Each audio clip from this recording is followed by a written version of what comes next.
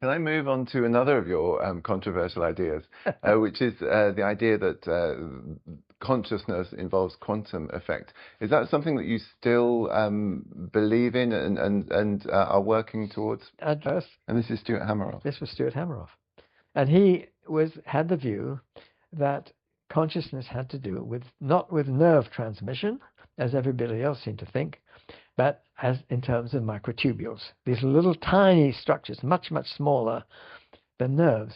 But the general argument is still what I believe. Whatever understanding is something which must be beyond computable physics. Well, you have to be careful. First of all, the name is wrong. It's not artificial intelligence. It's not intelligence. Intelligence would involve consciousness. And I've always been a strong promoter of the idea that these devices are not conscious, and they will not be conscious unless they bring in some other ideas, is that consciousness enables you to transcend the rules. You see why they're true, and that goes you beyond it. See, what the Gödel theorem does, it tells you how to use your understanding of why the rules are true to transcend the rules. The point is it doesn't know what it's doing. That's still true with AI. You talk to an AI thing, it doesn't know what it's doing. It speaks from experiences, if you like. But people have confused the story. The story is they've lost it in the power of computing. It doesn't understand what it's doing. And understanding is different from computing. Hi, today we're looking at Roger Penrose and Stuart Hameroff and their theories regarding conscious awareness and AI. Now, particularly, we're looking at the criticism that Penrose makes that AI is basically not intelligent, that it's simply a computational device. You just saw an intro there from one interview with Robert Penrose. Robert Penrose is a famous mathematician. He's a Nobel Prize winner. He has some amazing theories regarding the universe, and that the universe kind of goes on and on for different eons, as he will call them, as his births and rebirths, and that it might be possible to send information from a previous universe to this universe, or from this one to the next one. But that's one controversial theory. But another controversial theory he has is that AI is basically dumb. It has no intelligence, and it can't be intelligent. And he teamed up with this guy, Stuart Hameroff. And Hameroff is a retired anaesthetist, and he does a lot of studies on the basic conscious awareness. So we'll take look at a few clips of these guys to get some kind of viewpoint. The next clip we're going to look at is kind of a philosophical framework that Penrose is talking about as to why it is that AI is not intelligent. Let's take a quick look. Net dipoles, for example, here's one example going in this direction, and these can oscillate, and these lead to interesting properties. Now, if you put these in the microtubules in context inside neurons, people think of neurons as a fundamental unit, but that can't work because they're way too complicated. If you look inside, you see all these microtubules processing information at a much faster, much denser information level. There's about 1 billion of these subunit proteins in each neuron oscillating at about 10 million times a second. So that's a lot of information processing going on. What's called time crystals. And I'm coming around to the view, it's actually Honorbahn's view, that the brain is more like a time crystal than a computer. So what he's basically saying here is there's a difference between understanding and computation. That these AIs that we have are basically general language models, and they seem very clever because they can process information very quickly, come with a lot of logical arguments, but they don't actually know what they do. They don't actually have understanding. And to understand where or why it is that Roger Penrose feels that AI is not really AI and is actually pretty dumb, we have to look at the work of Stuart Hameroff and Roger Penrose. He actually came up with a whole theory of consciousness. So we'll take a look at a couple of more clips here. Stuart Hameroff is somewhat technical. He basically takes a very strong biological look at all of this. The videos you want to really get into, you can watch those videos. I'll put the links at the description below. You can get more into the technical details. These are some quick overviews And he basically, we're going to go back to the microtubules, that he basically believes that the present model, the mechanistic model that most neuroscientists go into, is the idea that what he would call, he's nicknamed them as cartoon neurons, that they have a very simple idea of neuron as being on or off switch, whereas when we go into the microtubules, which are actually inside the neurons, they're actually very active and are doing all sorts of interesting things at very high frequencies, and that this creates, would lead on to this idea of quantum gravitational effects. We will not go into that in this particular video, but we'll just take a quick look at Stuart Hameroff and his viewpoint. Oh, what is consciousness? Well, it involves brain information processing and various theories of consciousness. Look at the brain as a computer of simple neurons, what I call cartoon neurons, because they're empty inside and they only act at one time rate frequency.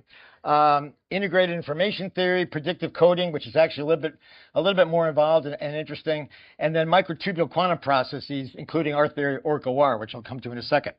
So that's kind of the computational view. And then there's fundamental features of reality that consciousness could be, for example, in Eastern philosophical approaches, Bohm's quantum potential, Roger Penrose's objective reduction, self-collapse of the quantum wave function as a process in fundamental space-time geometry. And this led to the OR theory, orchestrated. Okay, here Stuart Hameroff is basically talking about the technical details of these microtubules, and they have tremendous frequencies. There's a lot of things happening at a very, very fast rate. And let's lead on to his actual overview of the four popular theories of consciousness, of which their theory is one. Let's take a look. Objective reduction in brain microtubules that Roger and I developed beginning in the mid-1990s, and which was ridiculed right from the start. It's still being criticized.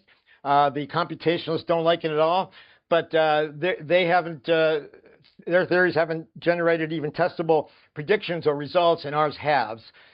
Okay, so you can see the four theories there, and basically what he's saying is that their theory is the only one that seems to have any provability to it.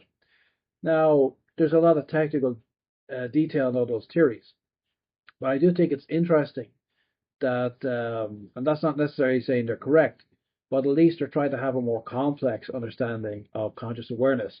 So why would their theory be the best one? Well, let's take a look at Stuart Hameroff's answer here. What makes your theory of consciousness the best one around?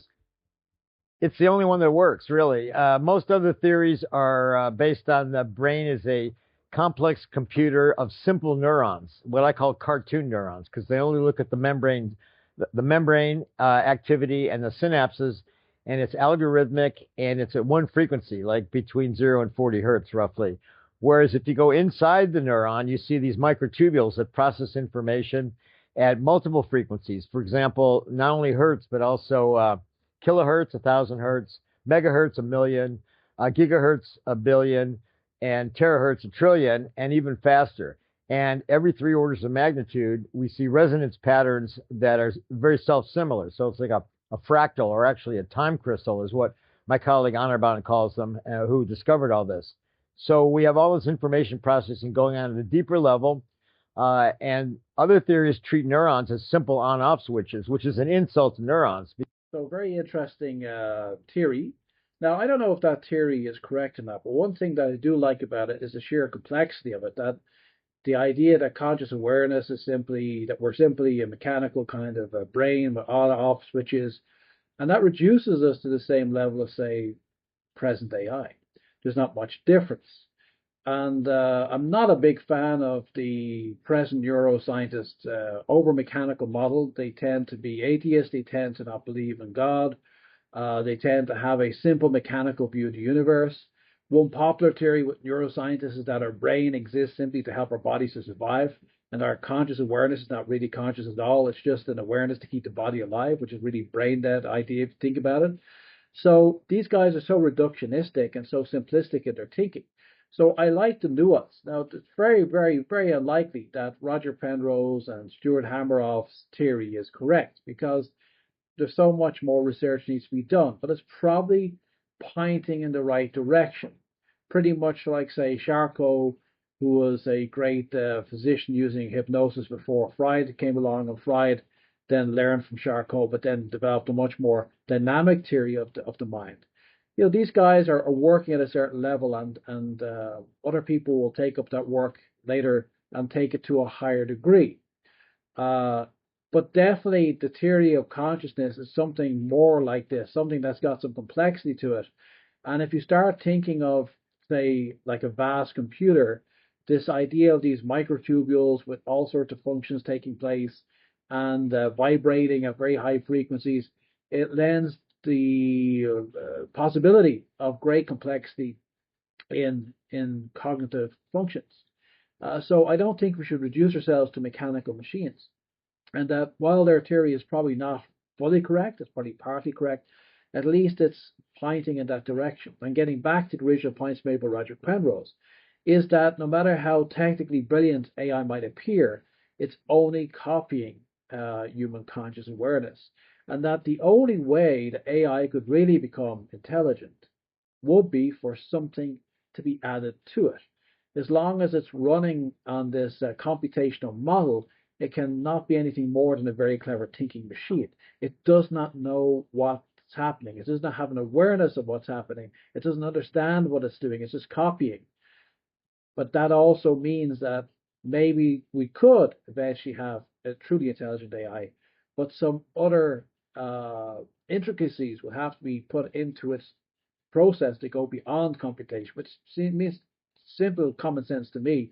That if you just think in the terms of computational wise, yeah, you know, a machine could easily, you know, I get up in the morning and I brush my teeth and I go to work. These are computational things. But what are the subtleties of awareness, of reflecting upon our experiences, of feelings, all of these sort of things?